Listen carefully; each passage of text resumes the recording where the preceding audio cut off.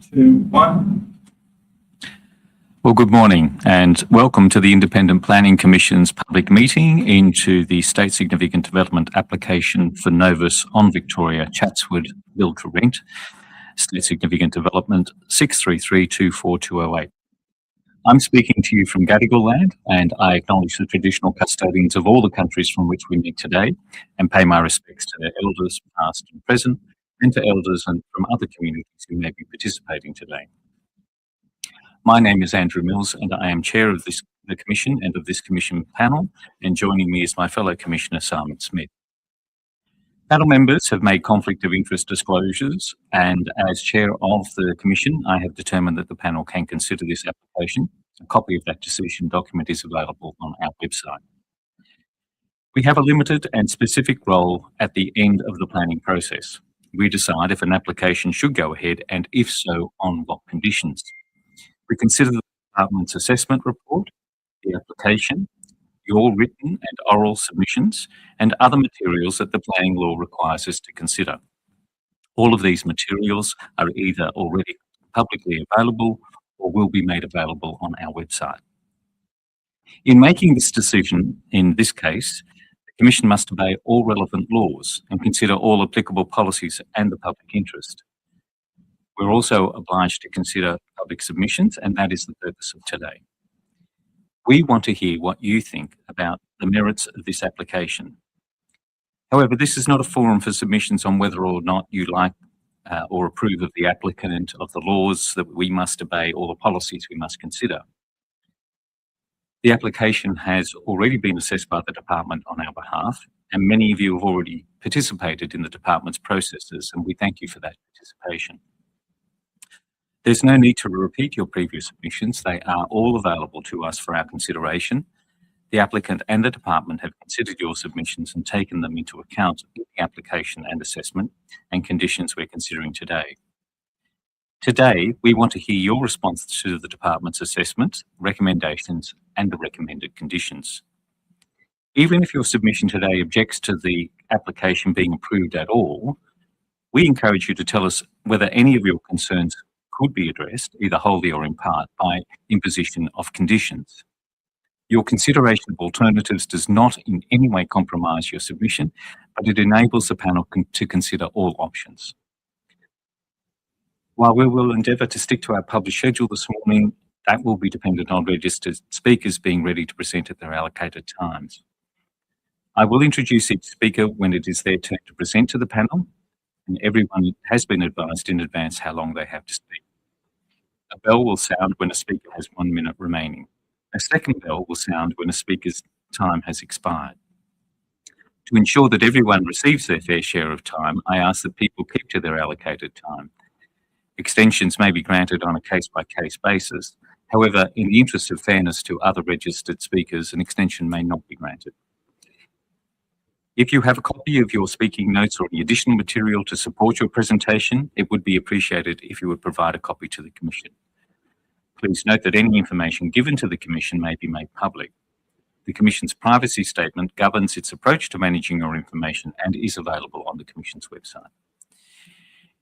In an emergency, please exit via the same door you entered and follow all staff directions. Toilets are located outside the office. For female bathrooms, please use the main door and turn immediately right. For male bathrooms, please use the main door and walk to the end of the corridor where you can turn right. At the conclusion of the public meeting, we may ask the applicant to answer any questions or respond to any issues raised during the public meeting. And with that, we will start, and we will ask the first speaker, James Littis, to present. James is coming to us via video, I believe. Yes, thank you, Chair and panel. My name is James Littis. I'm a town planning consultant. I can hear a bit of echo, so I'm not sure if I'm there twice.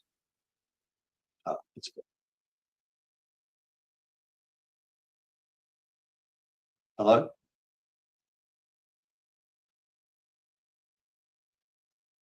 Yeah, we can hear you. Oh, thank you. So I'm a town planning consultant, and my firm was retained by the owners of Metro View, Metro Spire, and Novus on Victoria to review the submission or review the deed.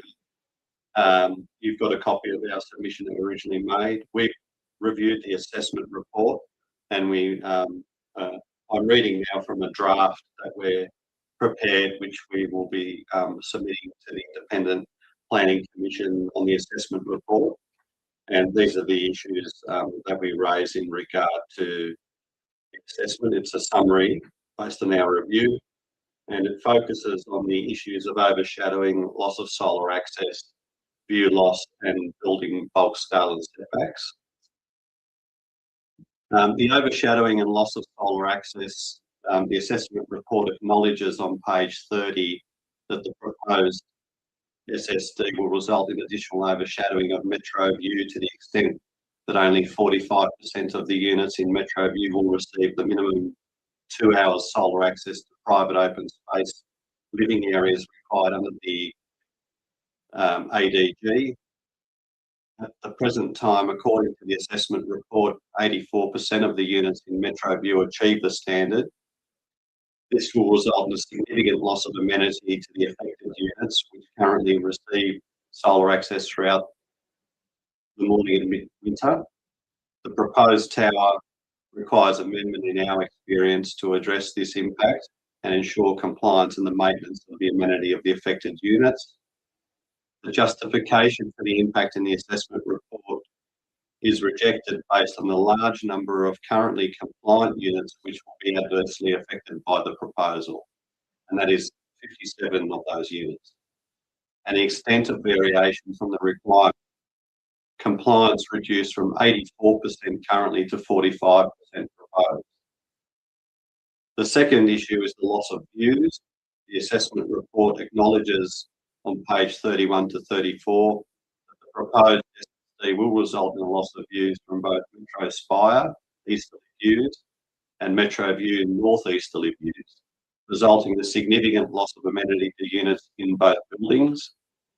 It is noted that the diagrams in figures 11 and 12 in the assessment incorrectly identify the location of Metro View, south of its actual location, calling into question the CGI images of the impact on Metro View in table 7 of the assessment report, which is on page 33. The third issue we raised, the tower bulk scale and setbacks.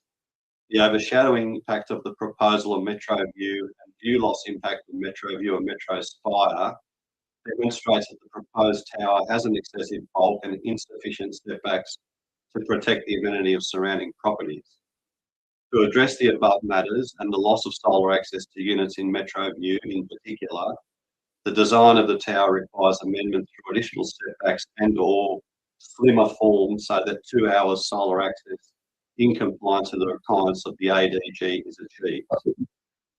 So that's a summary of the issues panel. We think that the tower can be better designed. We don't object in total to an SSD proposal, but we think that the scale can be modified in terms of a slimmer form of tower, and there hasn't been an alternative put forward to show what that might mean as a result. Thanks for your time. Yeah, James, could you mentioned that you think the tower design could be changed to reduce overshadowing. Have you got any particular suggestions about how the extent of change that would be needed? I don't think it's not the height itself, Commissioner, that's the issue. It's more the setbacks can be revisited in our view. We think that there's both scope within the state government's advisory panels, specifically their design advisory panels and other expertise that would be able to examine the actual scale of the bulk of the tower to be able to look at a different or slimmer design, a more skillful design. And that's a principle that's used in many applications to get a better result for all parties. So that would be my recommendation, to go back and look, not necessarily the height of the building, it's more its actual the bulk of it. So we think that that could be better considered and a better result, you know, which would then probably largely alleviate some of the issues that are arising from the loss of solar access in particular. So what you're looking for is a reduction, like fewer residences no longer. That may be the outcome of that, Commissioner. That's right. Thank you for your suggestion. That's all from me. Thank you. I think you probably, in that last one, answered the question that I was going to ask. So thank you for that. Thank you, James, for your time. I think we can move to the next speaker, Ian Rushton.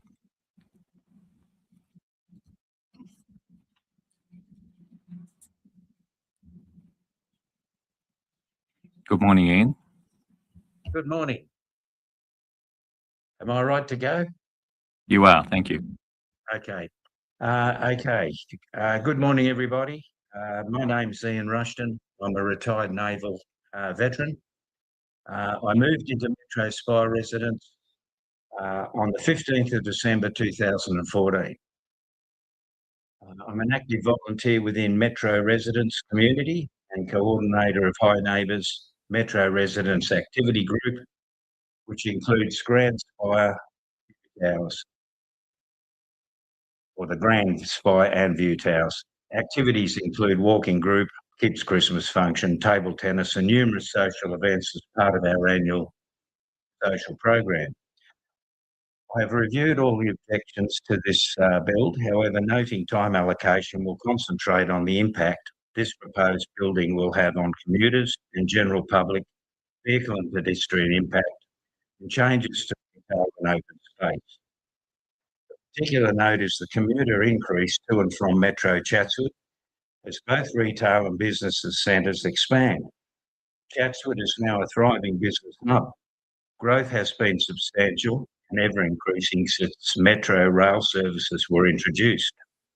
In May 2019, Metro Rail Tallawong to Chatswood commenced operation. August 2024, Metro Rail Tallawong, Chatswood, and then on to Sydenham commenced. And subsequent commuter impact through growth, with approximately 41,000 plus utilising Metro to and from Chatswood.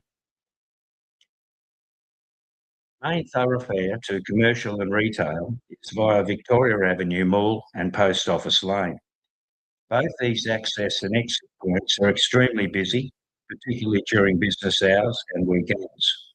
A build to rent of the scale and size of proposed Novus on Victoria Tower will impact greatly on commercial residents within the area, regardless of proposed ground and first floor retail premises. The increased number of commuters and local residents will be affected by commuter choke points, particularly at Victor Street. Access to Westfield Shopping Complex, western entrance via Victor Street, will be greatly affected due to increased pedestrian traffic. It should be noted, this is an existing issue at present. With limited mobility parking, kiss and ride and Uber drop-off pickup. At present, this area is chaotic, with vehicles also entering Post Office Lane to support retail. Vehicle traffic and associated access into parking at Mandarin Centre and Seabull Building will also be an issue, as access from Albert Avenue into creates an existing backlog of traffic. There are safety issues, mix of pedestrians and vehicle traffic within this area. Emergency services and waste removal services will also be affected. Again, access is extremely limited. The proposed Novus on Victoria build will also impact greatly on the Metro Spire building due to build height, which will block sunlight and provide a shadowing effect over the area. In addition, Spire residents will lose their view, which was an initial key factor in many purchasing units facing east in the first place. Conclusion. Chatswood is already experiencing rapid expansion, with many new build apartments underway and many more in the proposed planning stage.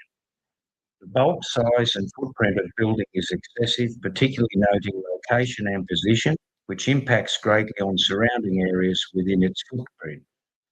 In conclusion, I therefore do not support this Novus on Victoria build to rent proposal. Thank you. Thank you, Ian. You mentioned build height there. In fact, the site there is zoned to have a building of that height, irrespective of whether it's residential or commercial. Is there some other, I just want to focus on the nature of the building. Are there some other features of the building that you would consider might improve the situation that you're concerned about in terms of the impacts? Initially, when I looked at the actual area, obviously living at the Spire, I've got direct access to Post Office Lane and obviously the traffic into Woolworths, etc. As you walk down Post Office Lane towards Victor Street, you've got that the low level. Now, to me, if it was about that level of the existing build, it would be fine because it's not excessively high and it's not anything out at the moment. So those heights that are in the existing lane on both sides of the building would be quite acceptable in my view, or even another level above, I guess. But, I just feel, I do a lot of activities at Chatswood Oval, which is adjacent the other side, and I watch the sun track across, and there's always, enough high buildings or high rise, and I'm very aware of the others that are going ahead as well within Chatswood. So, yeah, I guess the overall answer would be, yeah, lower, I'd be happier. But ultimately, it is still, I've seen the scope, it's going to block certain or viewpoints overlooking east. Okay, then. Did you have any other questions, Simon?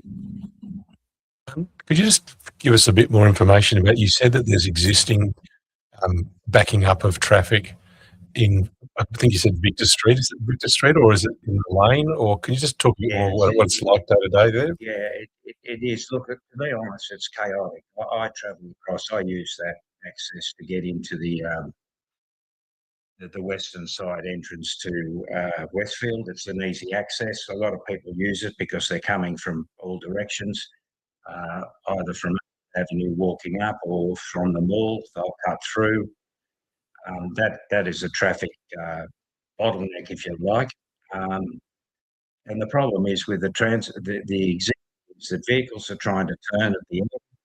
They're doing 3-point turns. Other vehicles are trying to get in. And I remember one case where there was an emergency and it collapsed outside near Westfield. The emergency vehicles couldn't get in at the time. It took quite a while, ambulance and police, to clear it out. Now, I know that was one situation I observed, so it's not everyday activity, but however, vehicles, it's constant with parking, people doing early 3-point turns, not waiting to the end. So it does become very congested. And a lot of people, trying to get across there also because there's no dedicated crosswalk. They just skirt around the traffic. Market day is a bit confusing also because they have to have the vehicles come through that common area, like where the seating is, into the mall to set up for their markets. Again, that becomes another choke point as well. Thank you very much. That's really helpful. Okay, thank you. Thank you, Ian. We'll now move on to our next speaker, Christopher Nguyen, who's from Willoughby Council.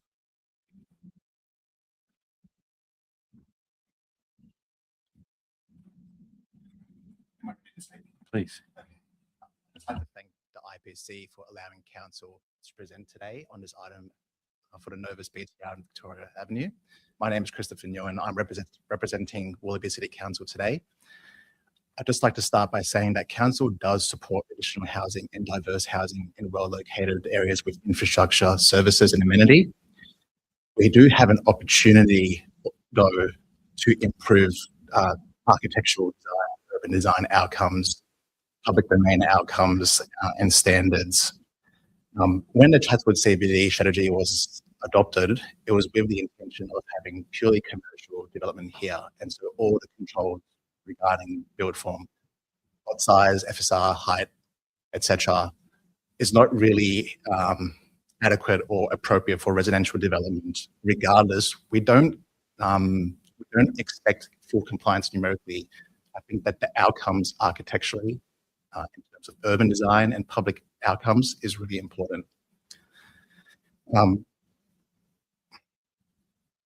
I'd like to start first with the single most important issue that the council has with this development, and that's the visual massing design of this development. Currently, it appears as a single tower, one single form that's uninterrupted. Council's view, it doesn't have the appropriate articulation or modulation to state that it meets the threshold that we're seeking in terms of architectural outcomes or urban design. The applicant in their application references 88 Walker Street in North Sydney as an example, but that example has articulation and modulation, facade materials, so that tower appears as actually two towers in its form. This tower architecture is subjective. However, we feel that this tower does not provide that articulation or modulation and would appear visually excessive. When you couple this with a zero side setback to the adjoining neighbour, there is that potential that future development, along with this development, may appear visually excessive from the public domain. We're seeking great architectural and urban design outcomes, and I feel that we can achieve this. The second point I'd like to raise is public domain conditions. The Department of Planning has imposed a public domain condition in the consent, and we're appreciative of that. What we're finding with state significant developments is the public domain condition varies quite a lot. Sometimes it references a concept plan. Sometimes it will references a few items in the public domain, but not an extensive list that we'd like to see. So in our submission to the IPC, we've provided a consent condition that we feel addresses the important aspects in public domain. And we feel that this is essential for this location when you consider how prominent and how important this is in Chatswood CBD. There's going to be a high level of interaction with pedestrians that enter through Post Office Lane, Victoria Avenue, Victor Street.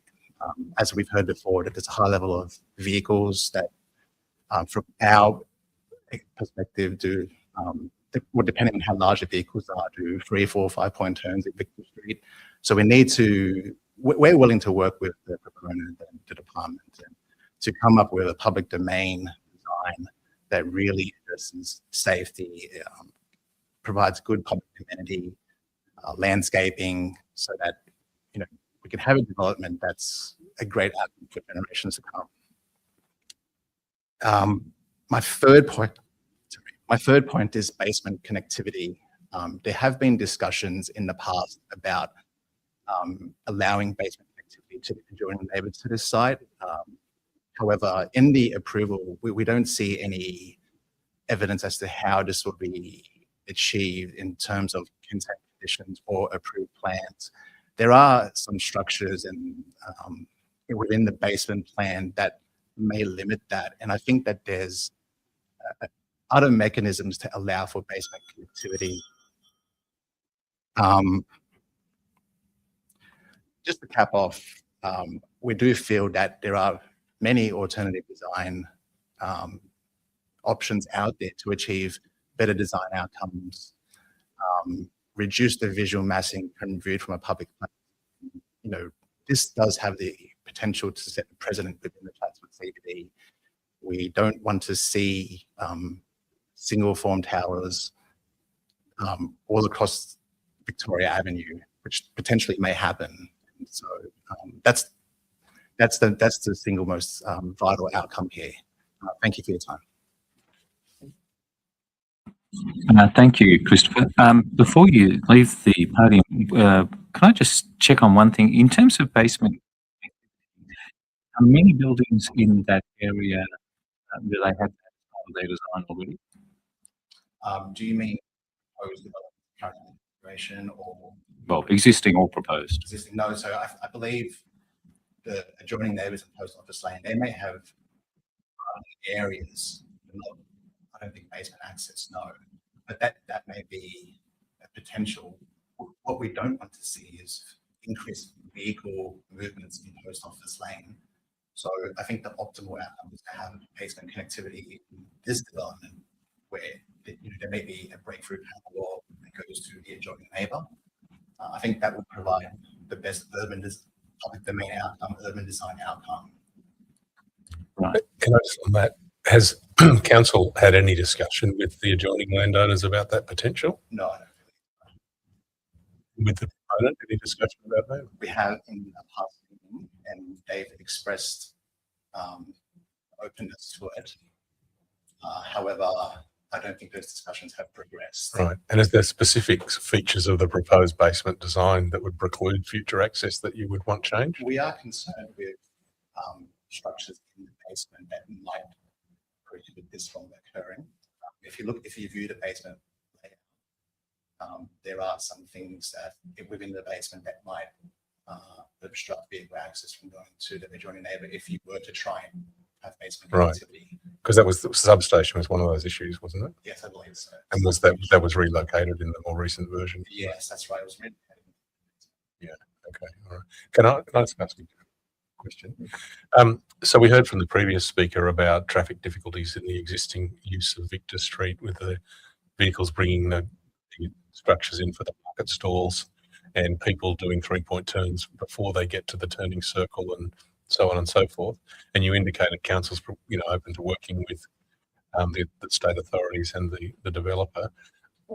What sort of things could be done to, even if this development wasn't going ahead, like what sort of things would council be considering? Would you consider having someone in there during peak times directing traffic, or what sort of? No, more so built form design out. So it's about the design. Not having staff manage. Right. Traffic, no. So what you want to do is to use the opportunity of the open space works associated with this to also address prior problems with the traffic flow and the pedestrian flow in that locality. I do believe that we can work with the proponent. Yeah. As is in condition with other SSDs.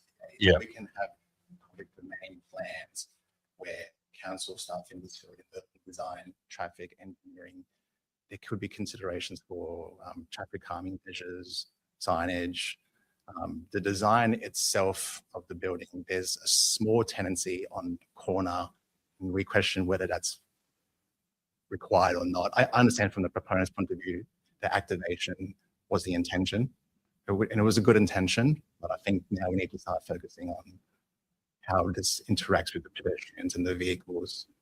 We may request the removal of that small tenancy in the corner. Yeah. One right on the corner. It's like a corner. The booth.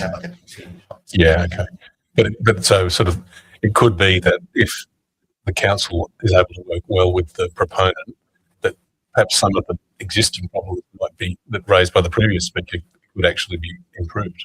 There's potential to that. I see. And we've been doing that in some states and developments in Anderson Street, where our traffic department has created a public domain concept plans, and that's been included in the consent. We don't have a public domain concept plan for this particular development, but I do think it's definitely achievable. Yeah. That's very helpful, and thank you also for council's detailed submission. Thank you. Thank you. We'll now move to the next speaker, Henny Rahaja. I believe it's online.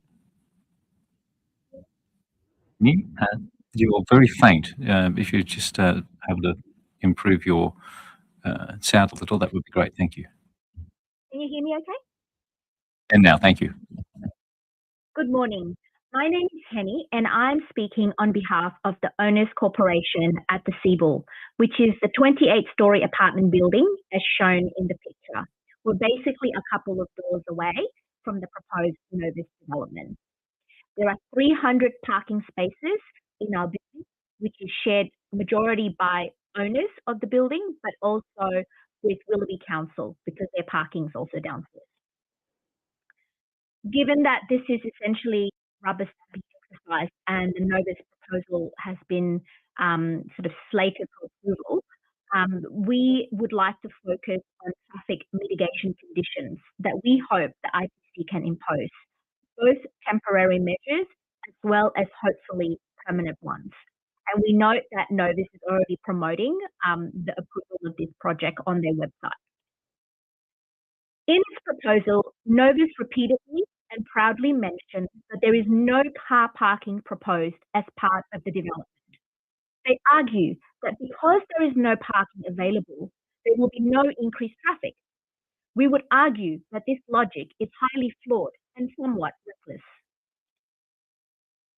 As Willoughby Council notes in its submission, the traffic figures presented by Novus seem to be grossly underestimated and deliberately neglected to account for associated traffic when you have a 46-story building with 260 apartments, especially given the nature of built to rent. There will be increased number of removalist trucks in particular, not to mention Ubers, friends dropping off and picking up, etc. It is also worthwhile to point out that the proposal by Novus also conveniently neglected to mention that the building is home to approximately 300 car spaces. These are cars on a short, dead-end street that all need to exit and enter via this end of Victor Street. These are some of the traffic challenges that we see during construction, but also beyond construction. As we all know, Victor Street is a no road on this end of Victor Street with already significant traffic congestion.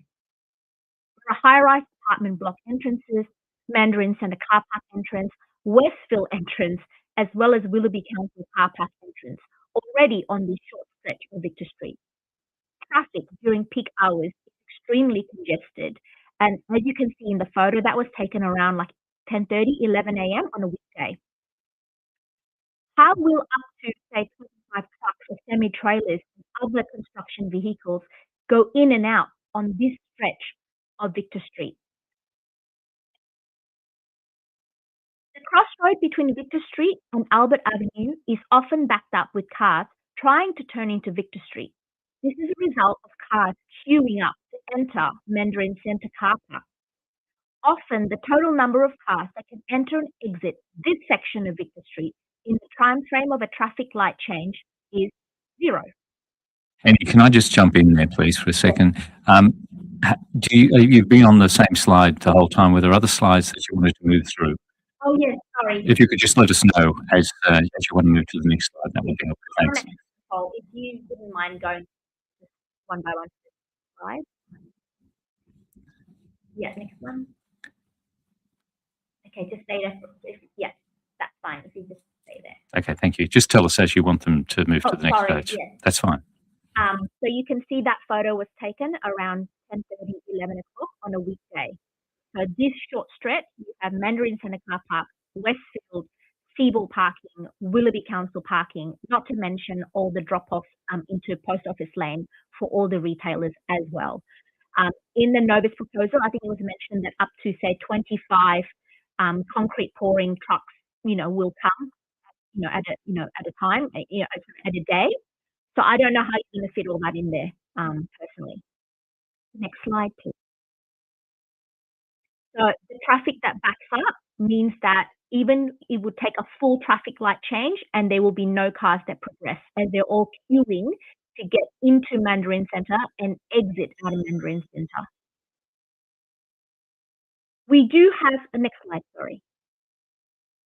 We do have a proposed solution, particularly during construction phase.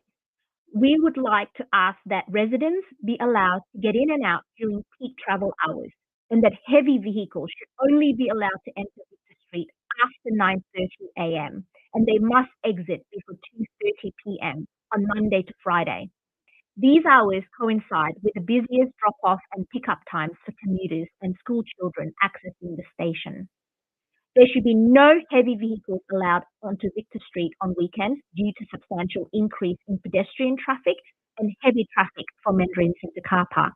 Next slide, please. The 2-lane Albert Avenue is effectively a single lane because it is a loading zone as well as a kiss and drop-off zone near the Victor Street turnoff. You can see the photo here that I took. This part gets extremely blocked up with traffic trying to turn left into Victor Street. Mostly, again, it is Mandarin Centre traffic, which is likely to become worse in the future with the future redevelopment and expansion of Mandarin Centre. I've only got a few more slides. Do you mind if I continue? Keep going. Thank you. We would like to propose that a clear way is established on Albert Avenue outside the Mandarin Centre.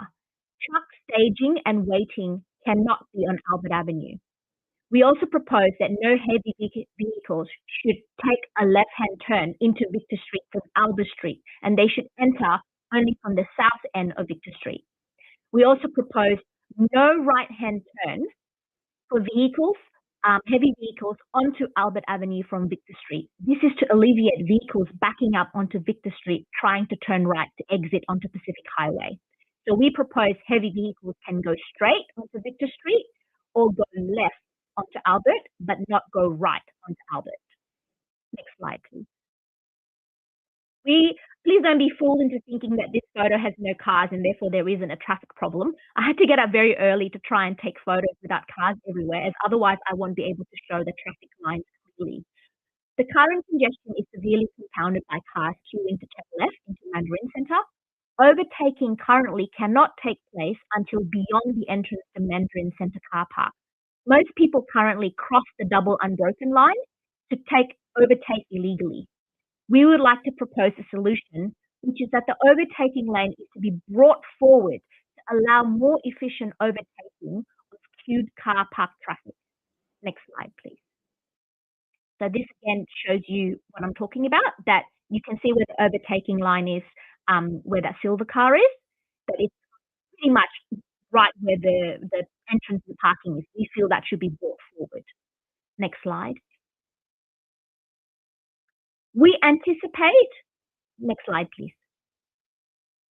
We anticipate increased illegal parking in the Seabull's drop-off zone and utilising our parking area to U-turn and exit out of Victor Street.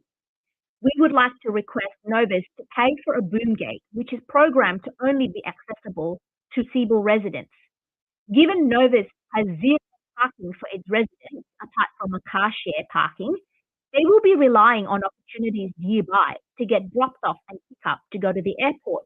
Where will all the removalist trucks park? There's only a 15-minute parking zone outside and also loading zones. But residents all need to share space. So we would like to request a boom gate be installed so that our facility is being used by Novus residents because they have no facility of their own. Next slide. One of our long-term residents who has lived in the Seabull for 28 years has the following observation to make. Victor Street is a two-lane dead-end street, and as a local resident, I have observed that even private cars currently require a three-point turn to exit. The street simply does not have the space or turning radius necessary for larger vehicles such as excavation trucks, concrete delivery vehicles, and especially semi-trailers to maneuver or turn around. It's just physically impossible.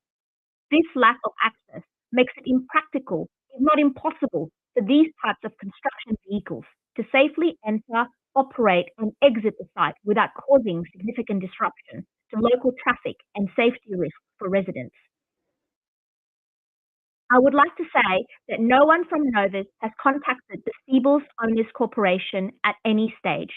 There was mention about community engagement post-DPHI, but from what I have read, those community engagement was focused on asking market stall owners to sign petitions, and I think only 4 or 5 people signed those petitions, and random people to write superficial statements in support of the development, rather than genuine engagement with those who will be most affected, such as the residents of 202 apartments at the Seabull building. This is my final slide. This is a summary of both temporary and permanent solutions that we would like to propose.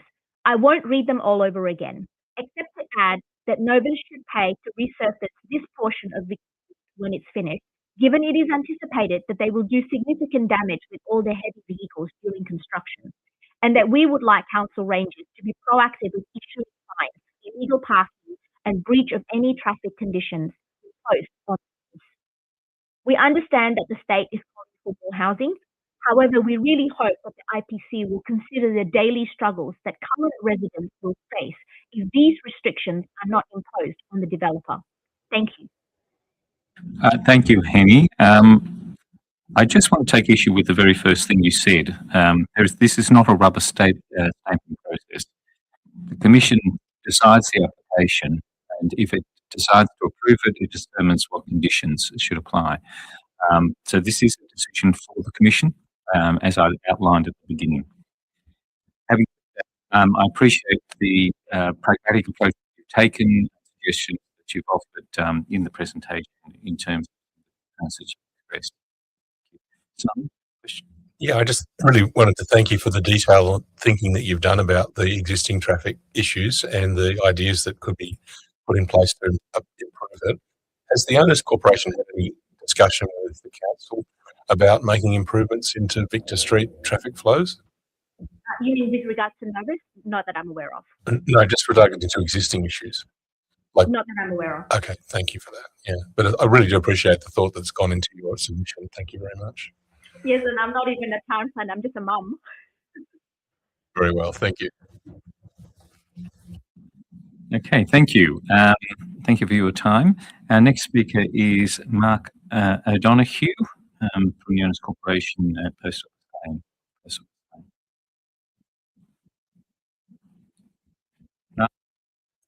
Thank you.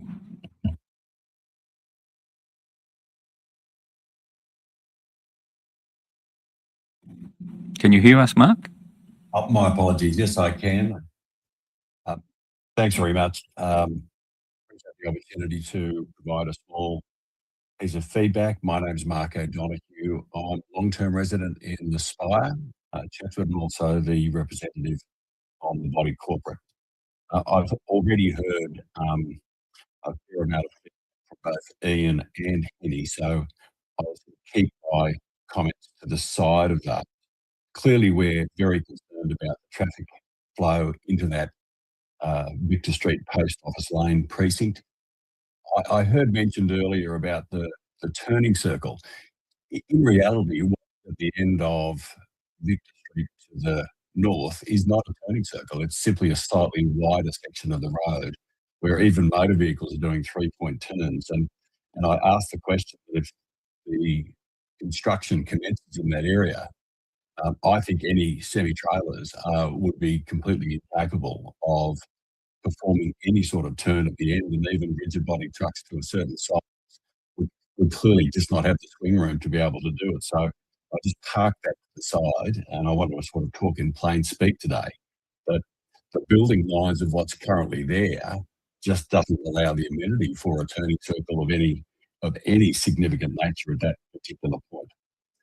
Some of the other points I wanted to bring up in this small session, Ian has already mentioned the increased flow as a result of the metro, but the recent monitoring of Post Office Lane saw the number of passenger movements up and down that lane from 10,000 people per day to 14,000 people per day. So it's substantially increased, and to the point made by both Ian and Henny, as people come down Post Office Lane to move towards the western entrance to Westfield, they just jaywalk across that street area, which is populated by kiss and rides and Ubers and other vehicular traffic. So it's already a pretty significant mess.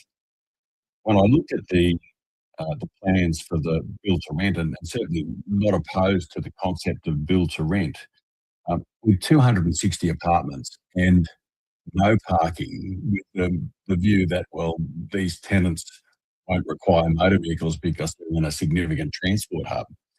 I think the absolute reality is that there will be vehicles owned by those tenants, and they will look to essentially populate any of the non-time limited streets within the greater Chatswood area, such as Tryon Street. So the knock-on effect from having 260 apartment building with no parking clearly is going to have some issue. To say that there is going to be little to no vehicles owned by those tenants, I think is just beyond the pale. And then additionally, if these are tenanted buildings with an average tenancy of, say, 12 months, there's going to be over 500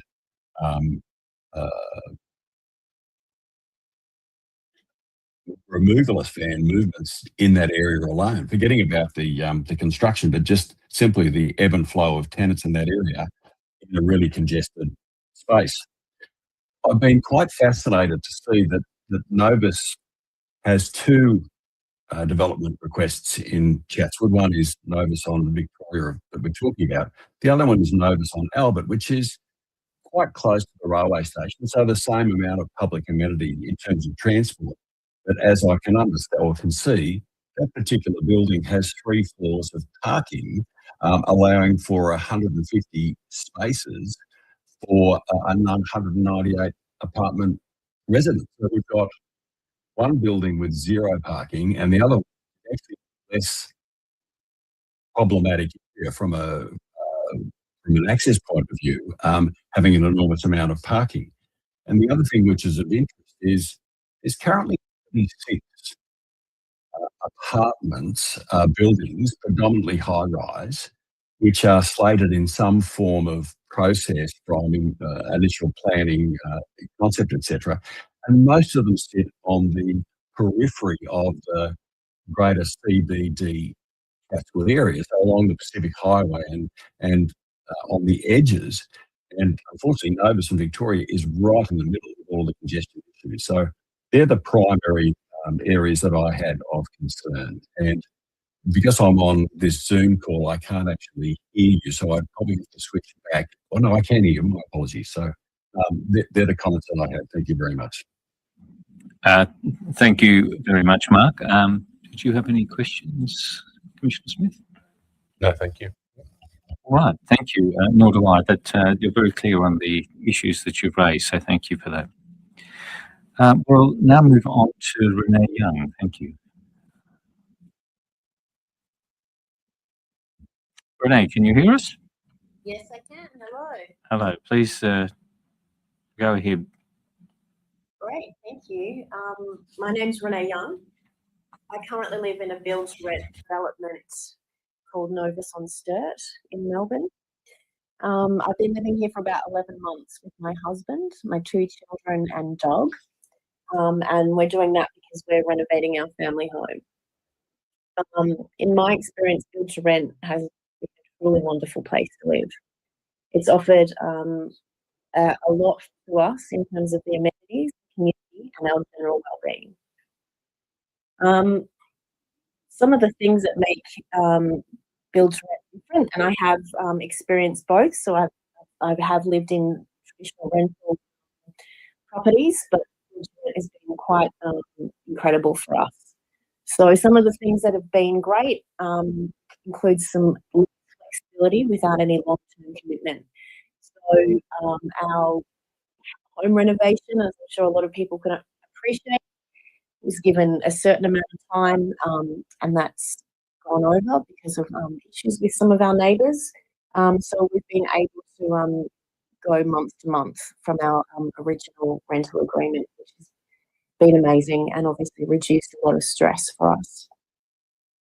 The on-site management team also been amazing. So we're very professional and also really friendly. So anything I need, I often have a chat with them. They give treats to my dog every morning. There's been above and beyond. So I can compliment in terms of other experiences I've had and any issues I've had with, a shower, leaky shower, or dishwasher not working. I've been able to talk to them straight away, and it's dealt with immediately to a very high standard. In terms of the community here, it's been amazing. So there's a lot of connection through events, shared spaces, and obviously then the on-site team as well. So I know all the people who live on my floor. We say hello to each other all the time. And also I have a lot of regular interaction with other people in the building, in the common spaces. So that could be in the foyer, in the lift, the pool deck and the gym. Everyone I've met so far has been very kind, considerate and welcoming, especially as I have a family. Most people here probably don't. There's not a lot of families. There's a good mix of people, but everyone's been really lovely and in terms of the location, it's very accessible. So I walk every day, multiple times a day with my dog. There's lots of amazing parks, botanical gardens across the road. And also just there's a tram stop out front and there's a new Anzac station also, which is in walking distance. So I often walk to the NGV, the galleries just down the road, the city, and it's been great to be so close to the city and experience a different part of Melbourne, but also still very close to my kids' school and all their extracurricular activities. So it's kind of the best of both worlds, really. In terms of the amenities in the building, that's probably the most amazing thing about living here. So there's a swimming pool, which has been fantastic. We've finally had a hot summer in Melbourne. So my kids and I and my husband, we go down there pretty much multiple times a week, especially after school. The gym is awesome. So there's free classes for residents. And given that we're on quite a bit of a budget restriction with renovating our home, it's meant that I've still been able to do regular Pilates and yoga classes, and all I need to do is go downstairs. The co-working space gets used by my husband twice a week. So he works from home on Mondays and Fridays.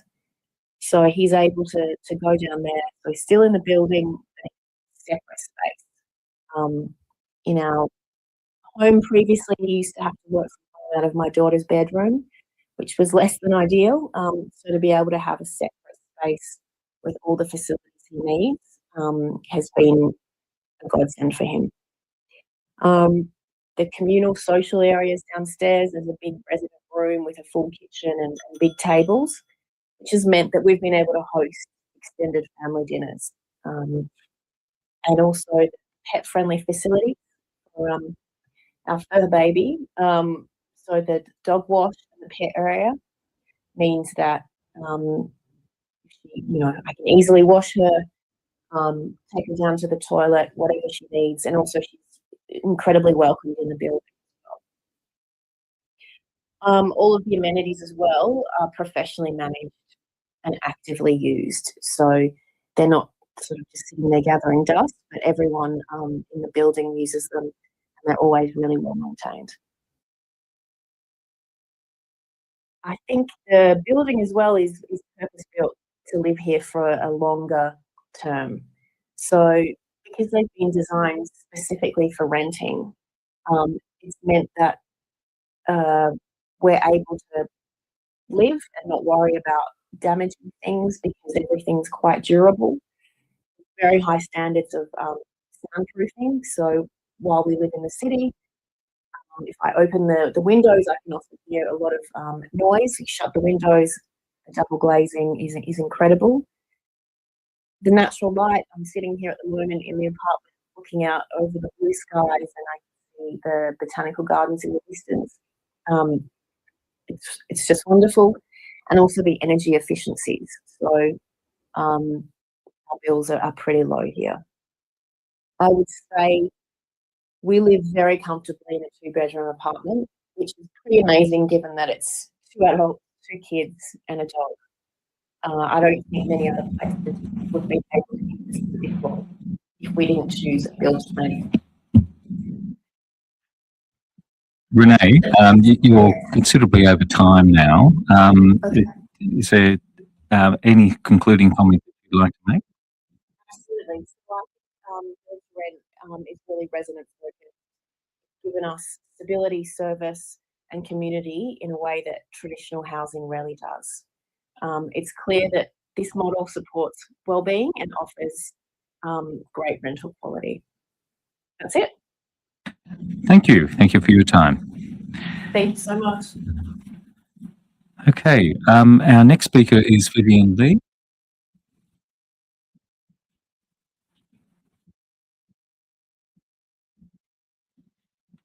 Thank you, Vivian. Hi, good morning, Chair, panel members. Name is Vivian Lee. I'm the first generation resident in Metro Spire. This is my 12th year living there. I'm here to share how this development will significantly impact the residents in Chatswood. Well, firstly, for parking, this project proposed 260 apartments, but only have 8 car spaces. So for build to rent, these long-term residents, they are not short stay visitors. So over time, many residents will still need a car, whether for shift work, family responsibility, medical appointment, or trips that are not practical by public. You can't reach by public transport. So if there is virtually no parking on site, those cars don't disappear.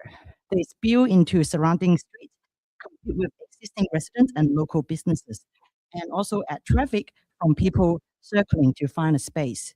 And this will greatly impact the neighborhood. A second point is the traffic assumption. The report of Transport and Accessibility Impact Assessment prepared by Strentic states on page 26, section 5.3, that the development would generate a maximum of 1 vehicle movement in the morning and afternoon peak hours. Well, I believe it is not credible for a 260 apartment building. Even if many residents use public transport, there will still be rideshare, pick up and drop off, delivery, visitors, tradespeople, cleaners, and some residents driving, especially at peak times. This model sounds like building on unrealistic assumptions. If this go ahead, I believe this will cause detrimental impact and safety issue to the existing residents in Chatswood, like myself. Third point, pedestrian congestion and safety. So surveys show that the pedestrian numbers have risen from 10,000 to 14,000 people a day since the opening of Metro. That increase is concentrated in the narrow street of Post Office Lane and Vita Street. I think a large residential building will increase pedestrian flows. That is not just inconvenient, it becomes a safety issue as well, especially at peak times. The fourth point is the solar access. Well, I think this is a core livability issue.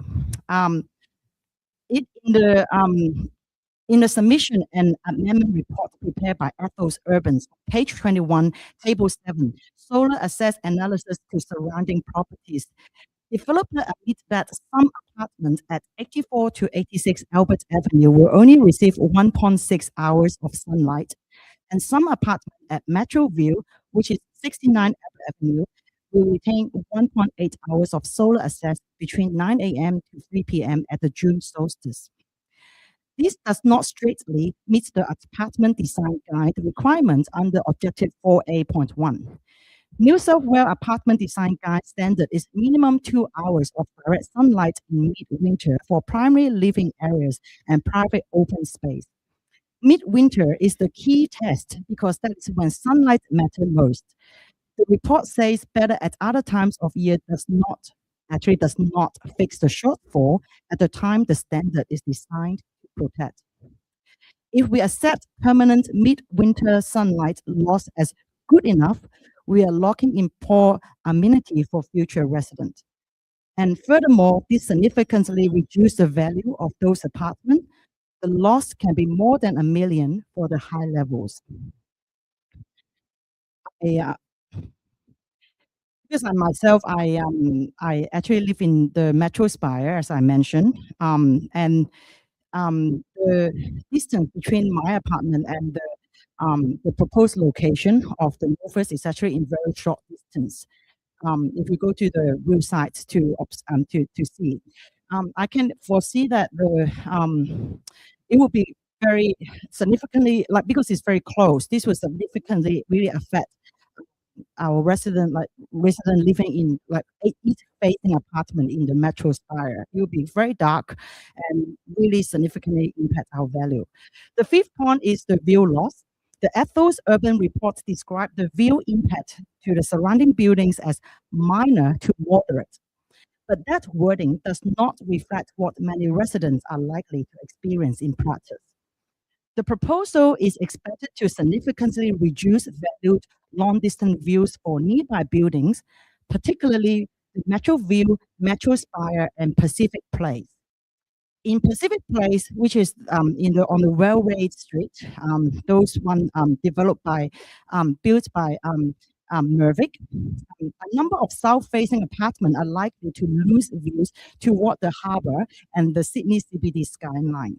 And for Metro Spire and Metro View east-facing apartments, it significantly blocked the view over the Chatswood CBD in the foreground, Lower North Shore and Northern Beaches in the midground, and North Head and the Pacific Ocean in the far background.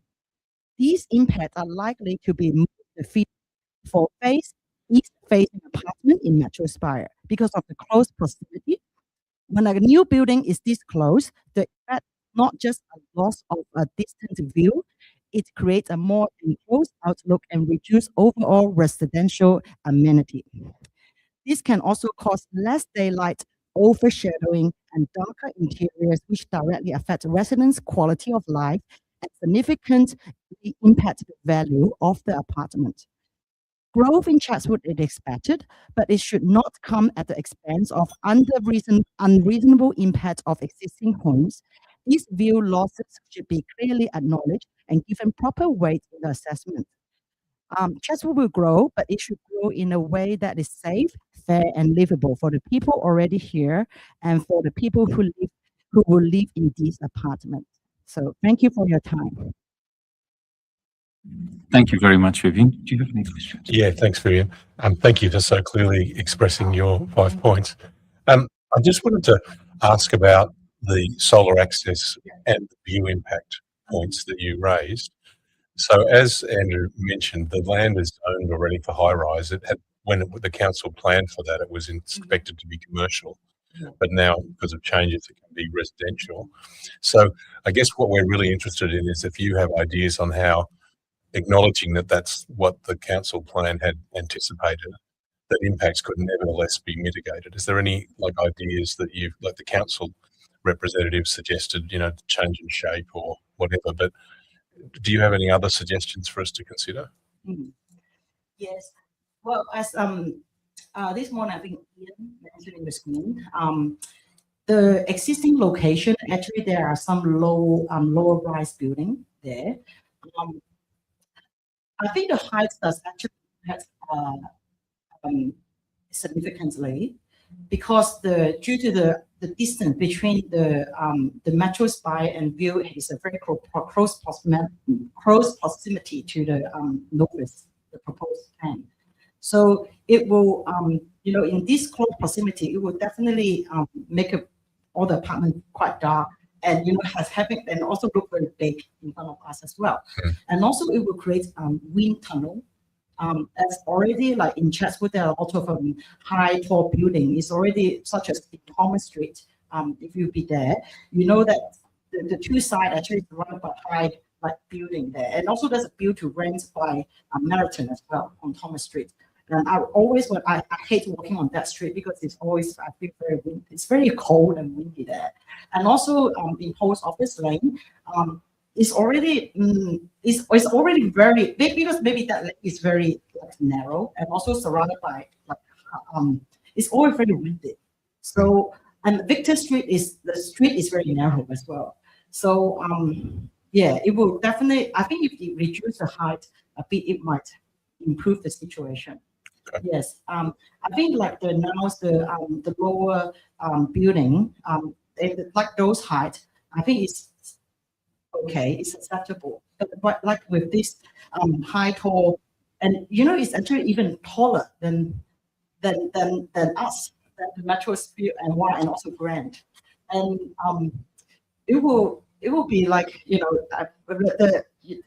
appearance of it is will firstly will affect the urban appearance, and also I think we just too tall.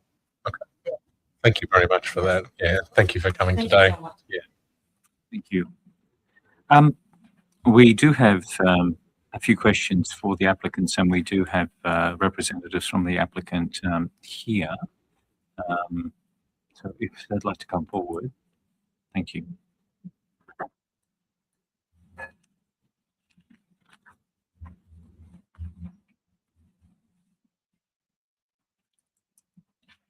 Do you want to start? Yeah. Great, thanks. So I've just written down a few questions that have arisen out of hearing the submissions that have been made today. So if it's possible for you to respond to them now, that would be great. And if you need to respond on notice, that would be a good backup. Yeah. So in no particular order. So one of the submissions from council related to the hours during which excavation works are permitted. So there's a difference of view between what the proponent seeks and what the planning department has recommended and what the council recommends. Can you just, how many weeks do you think excavation is going to be required for this? Because it's not a very deep basement, so I just would like to know how many weeks you think it might be approximately. Yeah, it's hard to say off the top of my head, just because it is a relatively unique site in terms of access and site constraints. So it's not necessarily a simple sort of calculation. We'd be happy to get back to you. That'd be good. Once we get some feedback from them. Okay, thanks. Because, and that which kind of leads into some of the traffic issues that have been raised by a number of people speaking today. About, and when you think of that photo of looking up Victor Street towards the site, it isn't a turning circle. I've been there. I know how narrow it is. Like, what is the plan for the trucks that would be needed to remove the spoil from excavation or bring in the concrete for construction? So we put forward a preliminary construction management plan as part of the development application. I think it was with the amendment application that was subsequently lodged. There's diagrams within that plan which indicate a staging area in Victor Street public domain. The intention being that because there are improvements proposed to Victor Street as part of the development, during construction, a portion of that public domain would be used for construction vehicle access and loading of trucks. At the conclusion of the project, that would then be that form part of the. So this is right up next to the development site, where you would be. So part of what's a footpath or road. Yeah. So if you envisage the entry of the site, where the pedestrianised area I think the street is, a portion of that would effectively be hauled off, used during construction for traffic movements and staging, and then on completion it would form part of upgraded Victor Street public domain area. Okay, and so sorry, can I just ask on the supplementary to that? Would that be during the whole of the 2.5 year construction? Yes. Okay. And are you envisaging that it would be articulated trucks, presumably reversing all the way up Victor Street to be loaded, or you just have rigid trucks that are a bit smaller? We're not anticipating use of because of the concerns that a few people have raised today. So it's likely that it will be restricted to rigid vehicles. That process we envisage would be determined through the finalisation of a CTMP with council post consent. There'd be swept path analysis that would be done by the traffic engineer as part of that. All that documentation will be submitted to council, and the right outcome in terms of what vehicles are accessing will be determined. Right. So it seems like there's quite a lot of existing problems with access in Victor Street. We saw the photographs of the queued cars and heard from people. I'm guessing that from what I've heard from council, and I'm hoping that I'll hear from you, is that you're prepared to work together so that the final form of the public domain is perhaps better than the current situation. Yes, we're committed to working with council for that. I think both of our interests are very clearly aligned. It's the public domain that's at the front door of the new building that we're proposing to build. Yep. Similarly, it's within a very key part of the Chatswood CBD. So I think both Novus and council want an outstanding result for the Victor Street public domain. Yep. The way that it's been structured in the consent conditions that the Department of Planning have put forward, we feel is the right approach, being that for the last 2.5 odd years that this process has been running for, there's been a public domain concept plan that has been iteratively designed with council and with the Department of Planning. That concept plan is now referenced in the consent condition as the guiding plan for the future public domain design. And ultimately, the approval of the final design, consultation, and iterative design will take place from council, sits with the planning secretary, Yeah. as an independent third party to the process. Yeah. Okay. Thank you. So clearly, a lot of residents have also talked about solar access and view interruption. Council has, said that something about the bulk or the form needs to change to reduce those impacts, as have other submitters. What's your response to those requests? What could be done to mitigate those impacts on neighbours? I mean, I've mentioned that the site has been zoned for a tall tower, so it's about the shape of the tower. The bulkier it is, the more their impact is on the neighbours. Could you take us through why you think what you've got is the best possible? What could be done? Yeah, I might start by setting the stage in terms of the strategic planning and what the controls today. The Chatswood CBD strategy, which was the overarching document that has now informed the council LEP and DCP controls, is something that was developed over a pretty substantial period of time. I believe it was 6 to 7 years. That CBD strategy included a range of recommendations for all different areas within the Chatswood CBD.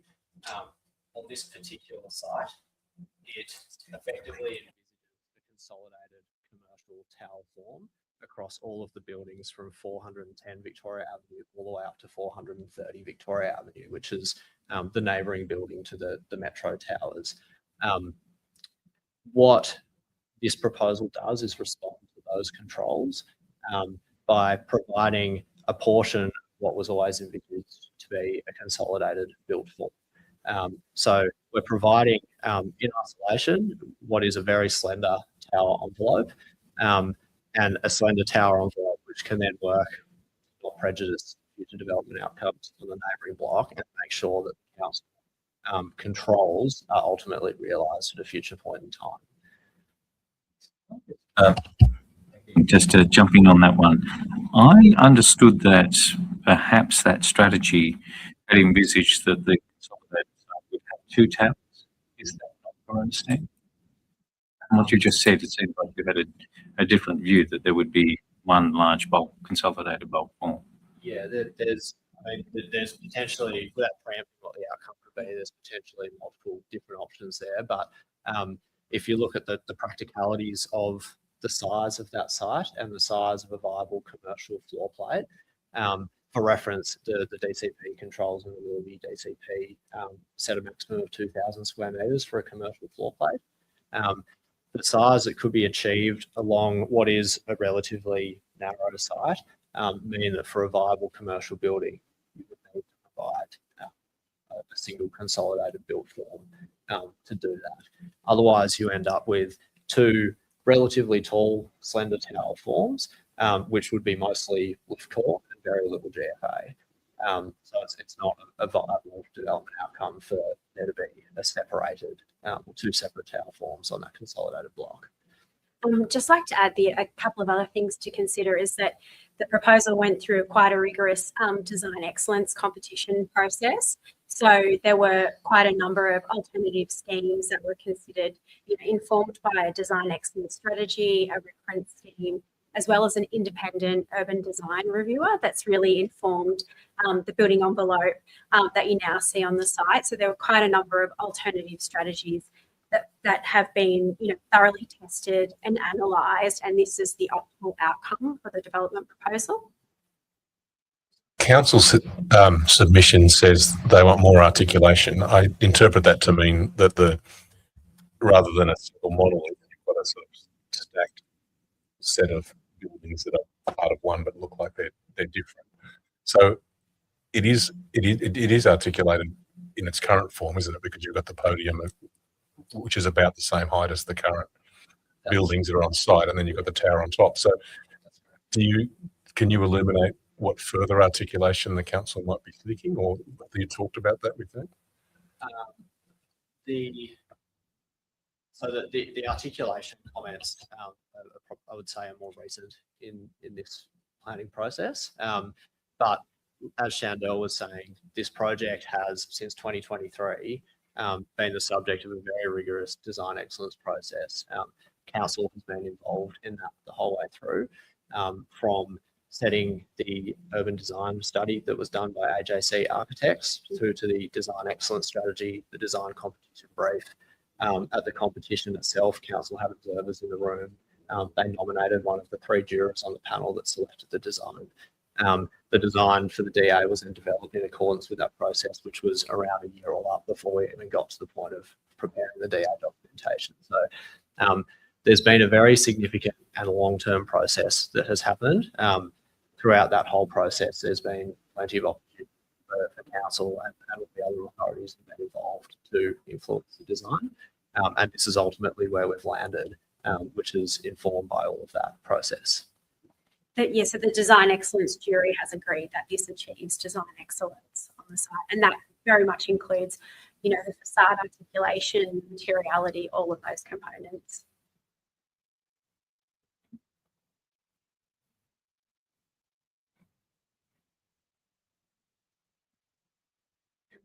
The microphone's neither green nor red.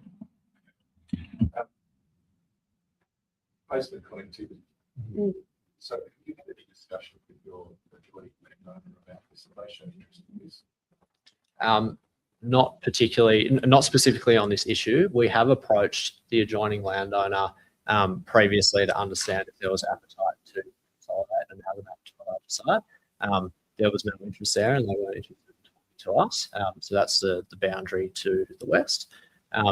What we have put forward, and there's a section on this in the design report that was lodged with the DA, is that there are provisions within the basement for future breakthrough if the site to the south of ours is ever redeveloped.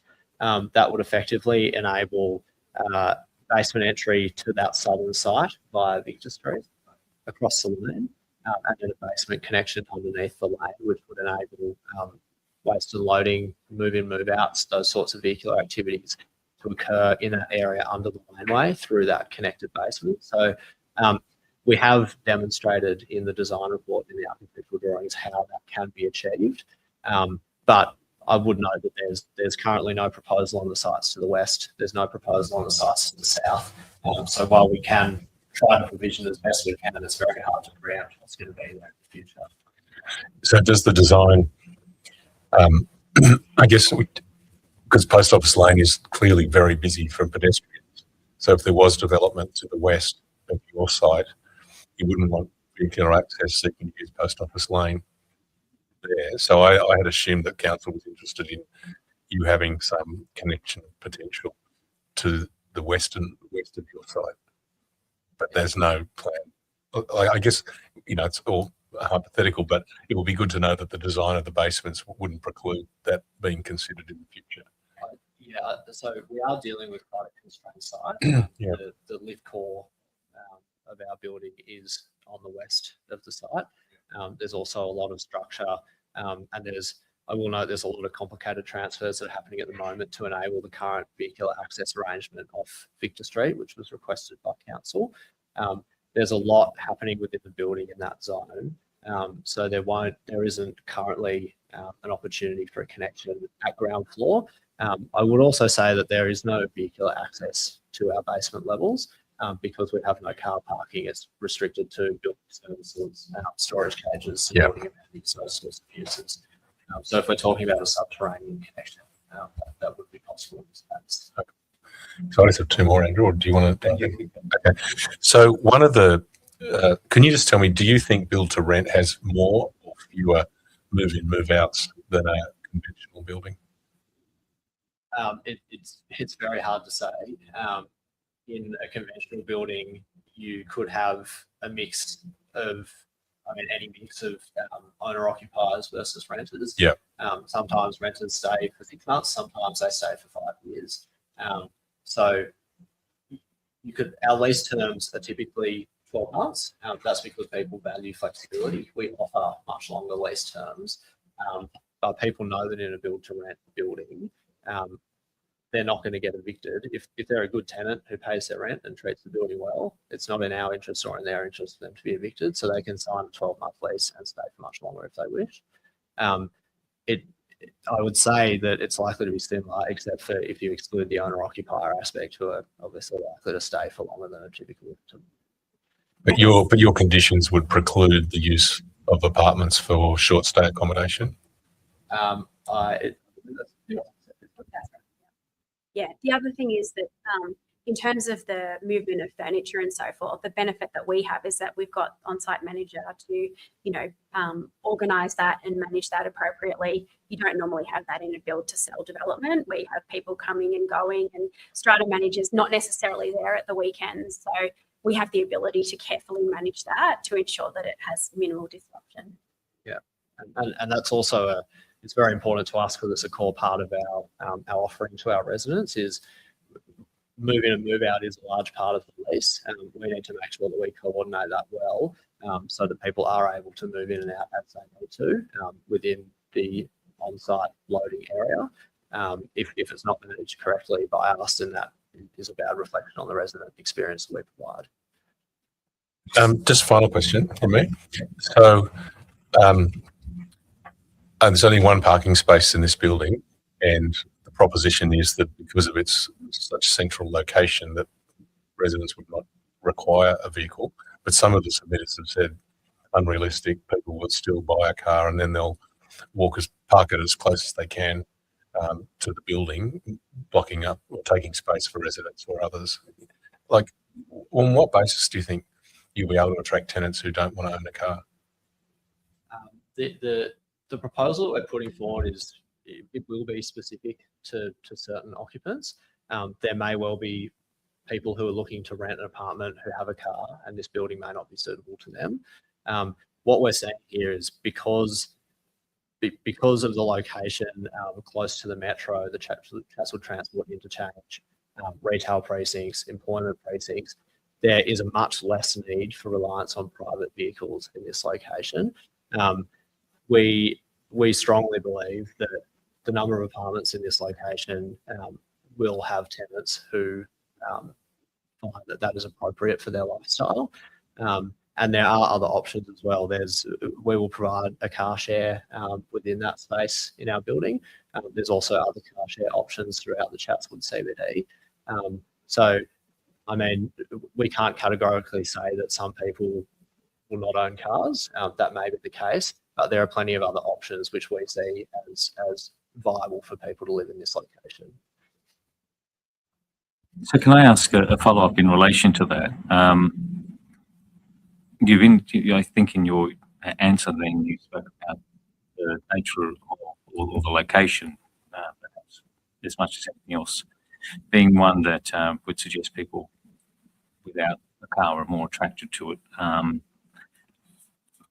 yet Albert, Novus on Albert was referred to by one submitter this morning, which they quoted 150 car spaces there. Why the difference? I would like to take the opportunity to correct that statement. There's 53 car spaces at Novus on Albert for 198 apartments. The build-to-rent offering is all about providing flexibility to our residents. If there was an opportunity on Novus on Victoria to provide a small amount of parking, that may be something that we would have looked to do. But we understand the constraints of this location. We understand the issues that people have raised in terms of concerns around traffic and transport. We know that it's not the right location to be digging a huge basement filled with car parking spots. And like I said, we believe that Chatswood is the right location to support a building with reduced car parking. So We have provided a small component of car parking at our other project at Novus on Albert. It works out at about 0.2 or slightly higher cars per apartment. But at Novus on Victoria, we acknowledge that that same approach is not the right outcome here. So we're happy to accept that reduced allocation. But in general, the flexibility is there at other projects should people wish to rent a car spot. But they're not included in the base lease. That's something that people choose to take up. Your logic that you actually have two offerings in Chatswood. Yes. Exactly. Yes. Exactly. If the people want to own their vehicle, park their vehicle at the site, and they've got another option, which happens to be the same.